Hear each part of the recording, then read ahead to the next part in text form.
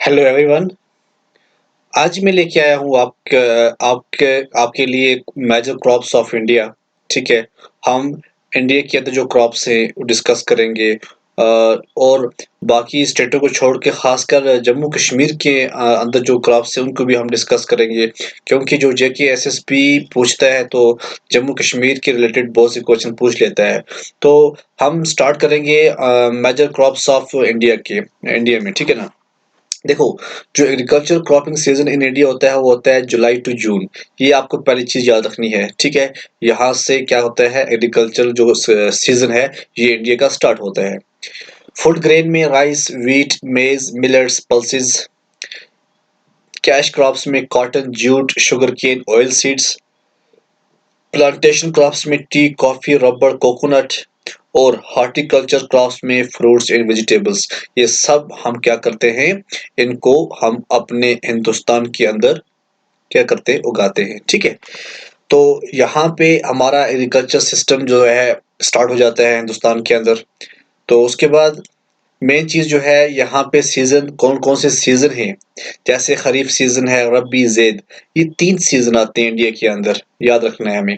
खरीफ के क्या आता है, जुलाई टू अक्टूबर का जो मॉनसून क्रॉप्स होती है, जो ये सीजन होता है खरीफ का आता है जुलाई टू अक्टूबर। ये जो सीजन है ये आता है खरीफ।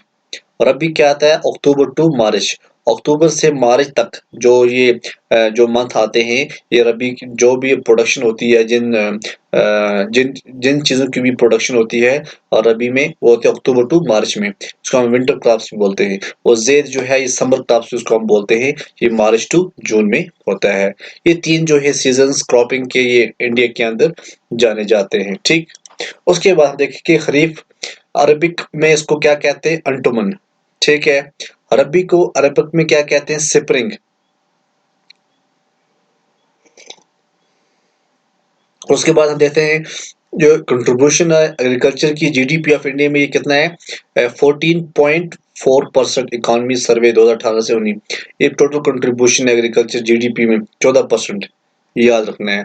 और 61.5 परसेंट ऑफ पॉपुलेशन जो इंडिया की है, जो रूरल है, वो डिपेंड है किस पे, एग्रीकल्चर पे।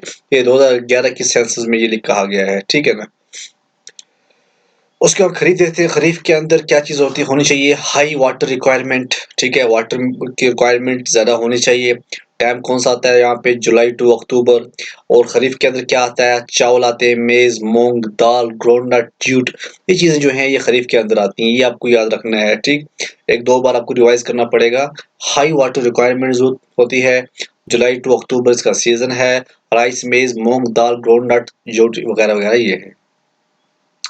उसके बाद हम देखते हैं रबी। रबी का जो सीजन है वो क्या है, अक्टूबर टू फरवरी। व्हीट है, बैरली है, ग्राम है, पीज है, मस्टर्ड है। ये सब किसके अंदर आते हैं, रबी रबी के अंदर आते हैं। ठीक है। और उसके बाद हम देखते हैं ज़ैद। ज़ैद को हम समर क्रॉप्स बोलते हैं, जो मार्च टू जून है।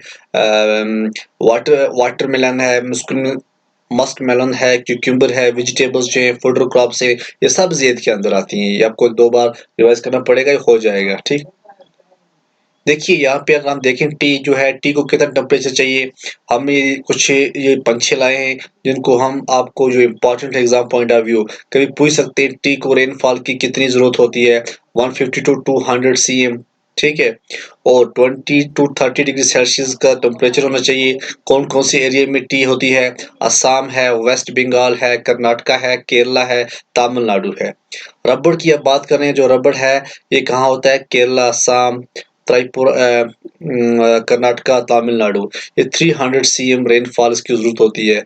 25 टू 35 डिग्री सेल्सियस इसके लिए टेम्परेचर होना चाहिए। जो कॉटन की अगर बात करें, कॉटन कहाँ होता है, महाराष्ट्र के अंदर होता है, गुजरात के अंदर होता है, मध्य प्रदेश, हरियाणा, पंजाब, यहाँ पे कॉटन उगाया जाता है। यहाँ पे 30 डिग्री सेल्सियस का टेम्परेचर होना चाहिए और 60 टू 100 cm इसकी बारिश को रेनफॉल होनी चाहिए। शुगर केन की बात करें, 21 टू 27 डिग्री सेल्सियस का इसको टेम्परेचर चाहिए। तो 75 टू 100 cm रेनफॉल की मकदार होती है। यूपी, महाराष्ट्र, तमिलनाडु, आंध्र प्रदेश, ये चीज ये एरिया है जहाँ पे शुगर केन होती है। वीट की अगर हम बात करें 10 to 25 डिग्री सेल्सियस इसको टेम्परेचर चाहिए, 50 to 75 cm बारिश चाहिए। पंजाब, हरियाणा, यूपी, बिहार, मध्य प्रदेश, राजस्थान, ये जो चीज़ें हैं, ये जो एरिया है, इन एरिया में ये वीट होती है।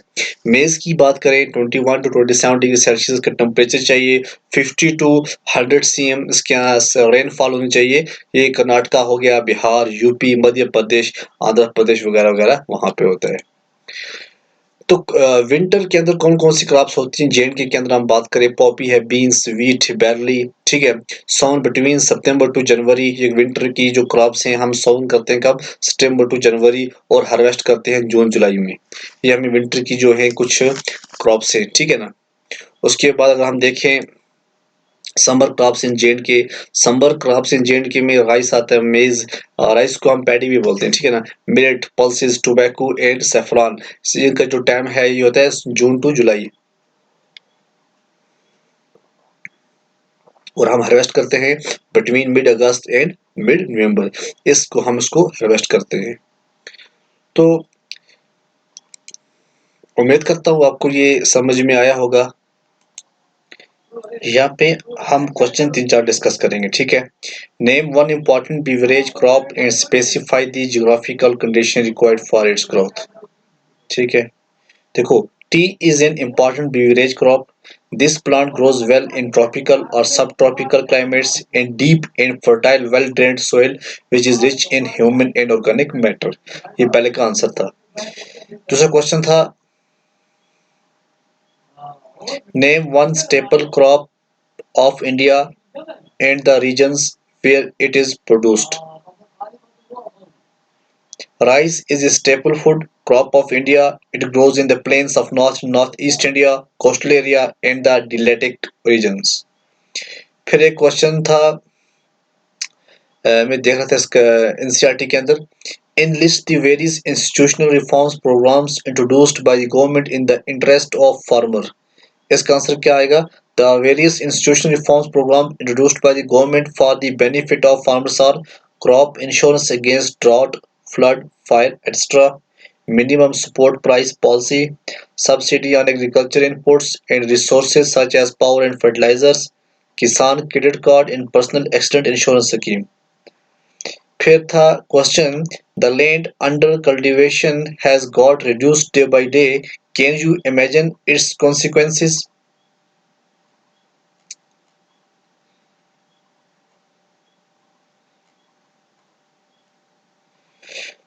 A declining area of land under cultivation coupled with increasing population have many consequences. These are food shortage for the rising population, rise in price of food grains, unemployment and loss of livelihood for farmers, shortage of supply of raw material for agro industries, adverse effect on export trade as agriculture products comprise a major section of international trade. ये जो कुछ important थे जो यहाँ पे NCERT पे मैंने देखे थे, तो इसलिए मैंने आपको सोचा कि डिस्कस कर लेता हूँ। तो उसके बाद हम देखेंगे, अगर हम थोड़ा बहुत पढ़ेंगे क्या नाम है इसका, यहाँ देखेंगे मैप देखेंगे। देखिए यहाँ पे जो है ना, जो ये एरिया है ना, यहाँ पे हमने वीट का बनाया हुआ है, ठीक है ना। ये वीट का है, जहाँ जहाँ ये ज्यादा कलर इसका जो ज्यादा होगा ना, वहाँ ज्यादा वीट होगा। देखो यहाँ पे ज्यादा फास्ट कलर है, यहाँ इस एरिया में ज्यादा वीट है, ठीक है। उससे कम यहाँ पे है, दैट मीन्स इससे कम यहाँ पे है। तो इससे कम यहाँ पे है, इसका मतलब इससे कम थोड़ा यहाँ पे है।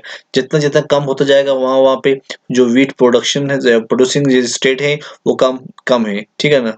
जैसे बिहार में भी है, वेस्ट बंगाल के अंदर भी है, उत्तराखंड के अंदर भी है। तो यहाँ पे जो है, जो ये स्टेटें हैं जो आप देख रहे हैं, तो इस स्टेटों में जो ये 2-3 स्टेट है ना मेन, यहाँ पे सब ज्यादा वीट है। ये वीट का मैंने बताया हुआ है यहाँ पे। अब काम ही करना, आप मैप देख लो, आप 10 मैप पढ़ो, ठीक है। 10 के मैप पढ़ो, रबड़ के पढ़ो, जूट के पढ़ो, कॉटन के पढ़ो, तो आपके जो इम्पोर्टेंट वो एग्जाम में निकल आएंगे। उम्मीद करता हूँ आपके लिए जो लेक्चर जो मैं लेके आया हूँ ये आपके लिए फायदेमंद रहेगा। अल्लाह आपको कामयाब करे। आमीन सुम्मा आमीन। खुदा हाफिज।